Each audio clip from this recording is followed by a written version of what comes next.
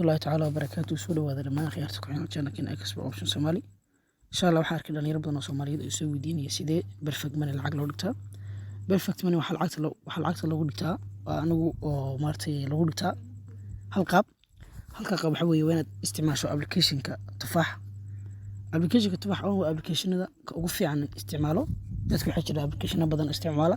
laakiin waa application-ka aan ugu isticmaalka badanahay oo aadka u isticmaalo waa application-ka loo yaqaan Tufaax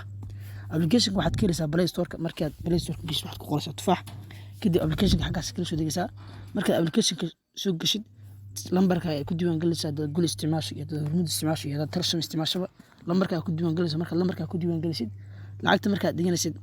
waxaad ku dhufanaysaa halka ay ku qoran tahay lacag dhigasho kadib markaad lacag dhigasho soo dhufatid waxaad ku dhufanaysaa halka ay ku qoran tahay select payment marka select payment ku dhufatid waxaad ku dhufanaysaa meesha ay ku qoran tahay kaarkaad weydid hadaad gulis weydid isaal hadaad EVC Plus weydid iyo dad Telesom weydid okay haddaan Telesom baan wataa markaan Telesom ku dhufto waxaan oranayaa process markaan process iraado waxa la gudbinayaa ka lambarkii waa kan waxa la oranayaa enter amount lacagta gasho okay haddaan iraado lacagta waan gashanayaa $1 haddaan dhaho waan gashanayaa waa $1 haddaan dhaho $2 baan disanayaa waa $2 markaan process payment markaan iraado saa ku dhufto kadib waxaad arkaysaa in maartay halka waxa ku dhufanaysaa meesha ay ku qoran tahay dir lacagta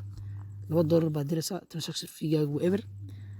lambarka ka diraysidna waa kaas okay mar waliba waxa ku dadaashaa lambarka lacagta aad ka diraysid iyo lacagta lambarka perfect money kugu sameystaan in isla ahaadaan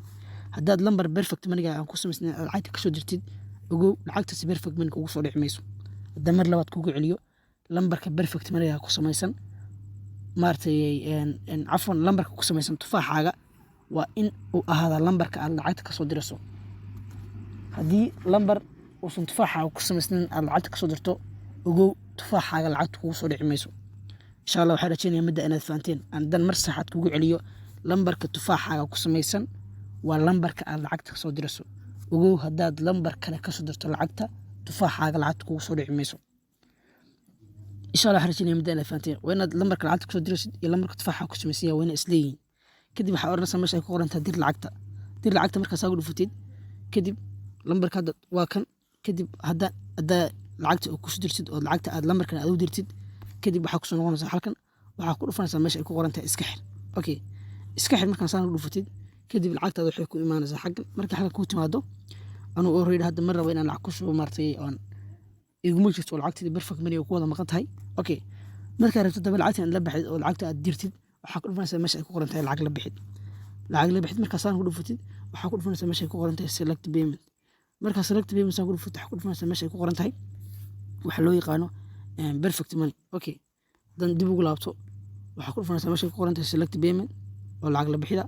kadib waxaa ku dhufanaysaa perfect money marka saan ku dhufatid kadib waxaa oranaysaa process marka tiraahid halkan buu keenaya lacagta baanta inaad la baxid meesha ku jirta labadii door ba inaga meesha lagu soo dhacday oo kala marka labadii door gelisid waxaad oranaysaa check payment marka check payment tiraahid hadda waxa aragtay xulnilay inaga lacag lagu ma jirto lambarkii lacag toos ugu diraya way perfect money waa kan xaggan waxa gelinaysaa perfect money ID-gaaga marka perfect money ID-gaaga ka gelisid lacagtii $2 hayna halkan gelisid